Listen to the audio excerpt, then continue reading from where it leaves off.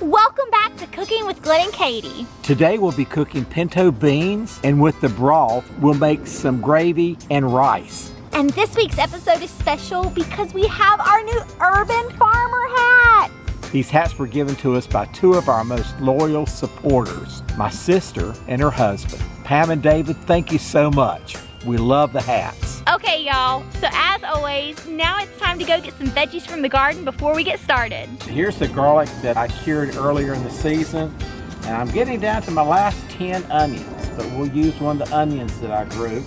And I'm gonna be picking about 5 bay leaves to put in the beans. We're gonna have a pepper medley to put on top of the beans. So I'm gonna pick a jalapeno pepper. And now for some banana peppers.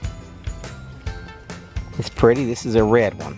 I love how these turn colors in the fall. You see the orange streak on it, really pretty. So I'm gonna pick this one. And finally, I'm just gonna get a banana pepper that's not changed. Now here's our pepper medley. Now it's time to make the pinto beans. With the onions and the garlic, you need to not just put them in the beans, but you need to put them in some oil so they can get to a higher temperature and so the flavors can truly come out. A lot of recipes have you put them in oil and saute them first and then put them into the soups that you make. I'm gonna do the same thing with putting them in the beans. Most of the time you hear to put them in extra virgin olive oil, and I'm gonna put them in bacon. We all love bacon, at least I do. I'm frying this bacon, and it's high-fat bacon, and I want a high-fat bacon at 250 degrees. I do that because it cooks slow, the oils come out, and you don't have them burn. I'm gonna put the garlic and the onions in. While they're cooking, we'll go ahead and work on the pinto beans. This morning about 7 o'clock, I took a pound of beans, and a pound of beans equals 2 cups. And so I added 2 cups of beans to this large measuring bowl and filled it up to the 2-quart mark. It went from 1 pint to 5 cups. So a rule of thumb, 1 cup of dried beans equals 3 cups of soaked beans. And I'm going to pour this out and rinse the beans and make sure there's no rocks in it or anything, and then we'll put it in the crock pot. I'll be adding 12 cups of water. This is a quart or 4 cups, and I'll add 3 of these. And remember, we'll be making gravy and rice with this broth. Instead of water, I could have used some chicken broth, but I decided to use one of my favorite ingredients, better than bouillon. It's a little bit pricey, but it's worth it. And so I'm gonna be putting 3 tablespoons of this in the beans to begin with. This is chicken flavor. It comes in beef and vegetable. It's time for the final ingredients. So I've got my 5 bay leaves. Put those in there. This is ham hock. Finally, I'm going to be putting the onions and the garlic in all this wonderful bacon. And now we'll cook them in a crock pot for 4 to 5 hours until the beans are tender. Now it's time to make the rice. So we are taking 1 cup of long grain white rice, and we are going to use 2 cups of the broth from the pinto beans. We are also adding something special to this. You don't have to if you don't want to, but my dad and I both love mushrooms, and he just recently dried 4 different varieties.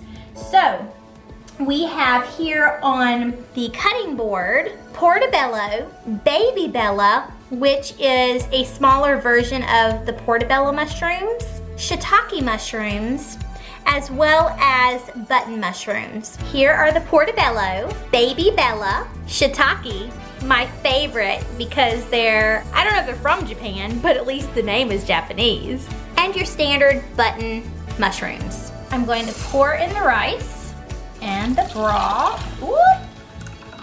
And now I'm gonna take all the mushrooms and just plop them right down in the broth. Now I'm gonna stir all these together and put it on the stove to get it cooking. The ham hock has a little bit of meat on it, so I'm gonna pull the meat off to put in the gravy. It's hot, so I've got to be real careful now.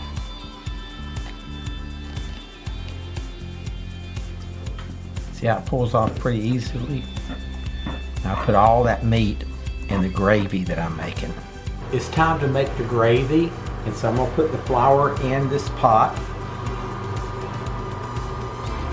And now it's about time to go ahead and put the butter in. It's starting to smoke a little bit. So I'm gonna put a half of a stick of butter.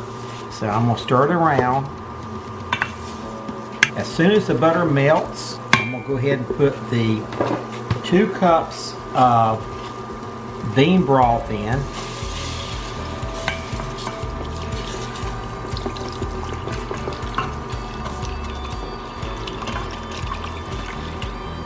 Now I'm going to put the meat from the ham hock in here. The gravy is starting to thicken. It's been about 5 minutes, and so it's a very quick recipe. It's time to eat. We have pinto beans, long grain white rice, gravy. Then we have some bacon bits, cheese. I went back outside and picked some green onions, so that came from the garden. And then we have the pepper medley that we picked earlier. I'm going to build my plate. We'll get some.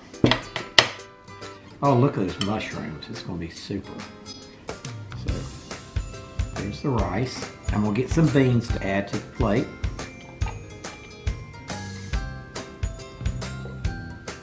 It's time to ladle the gravy on. I love gravy, so I'm going to put it on thick. So I'm going to put some bacon. You can't have enough bacon. There's just no way of having too much bacon. Onions on it. Beautiful peppers. And now I'm going to top it with the cheese medley. Look at that. Isn't it beautiful? I'm going to take a bite. It is superb. It doesn't need salt because it's got the bacon and all in it. Perfect as is. Now I'm gonna try this. So, like Dad, I'm going to start with some rice. And yes, you can see the mushrooms in here. It's beautiful. Oh my goodness. But again, the flavor would be just as wonderful without the mushrooms if you're not into them.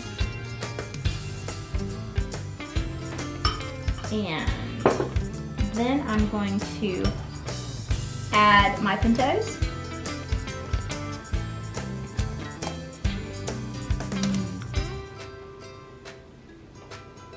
And now I'm gonna ladle some gravy. So let me taste test it for y'all. And the nice thing is the beans are great protein and the rice is your carbs. So you have carbs and protein in your veggies. Oh, this is perfect.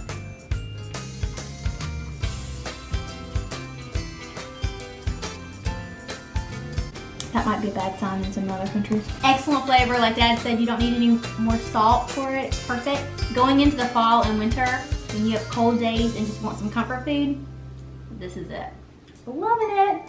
So we're just gonna eat a little bit more. At the table, Kay and I talk about just about everything. Frequently, I set my trap at the chicken coop to trap raccoons and possums. I always do that to keep the varmints from getting into my chickens and eating my chickens. I take those possums away. I mean way away to another county because I don't want them to come back, and I let them go in some big woods. So I don't kill them, but I make sure they don't come back to haunt me. And I finally caught another possum. I caught probably 5 or 6 of them, and I thought I'd go ahead and tell my dad about it. And when I did it, I asked him if he liked possum. His mom fixed everything, so I thought they may fix possum, so I asked him about it. Dad, I caught me possum. And what you gonna do with it? I think I'm gonna eat it if you tell me how to cook it. Well, I tell you what, we used to have possum back whenever I was a kid. And I'll tell you the way Mother used to do it. She used to take a board about 12 inches square, about an inch, inch and a half thick, take that possum, you dip him in some hot water, and scald him and skin him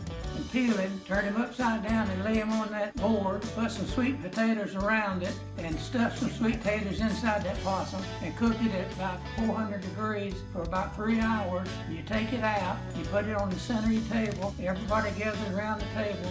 You take the possum and throw it in the garbage can and everybody eat the board. Now really, when I was a kid, we used to go possum hunting and we'd catch possums and Mother would put them in a pen and feed them. Possum will eat anything and she would cook that thing. I couldn't stand to be in the house when she cooked that possum because I'd always think about that long slick tail and that old drippy nose, you know. Hey guys, the meal was incredible and so cheap.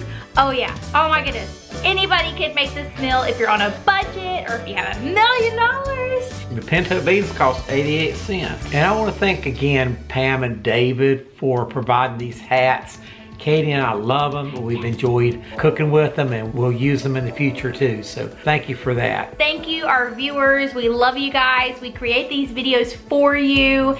And if you have never watched our videos before until now and are not subscribed, please subscribe. Give us a thumbs up if you enjoyed it. Comment your feedback thoughts below. We'd love to hear from you. And we will see you guys next week. Bye. See ya.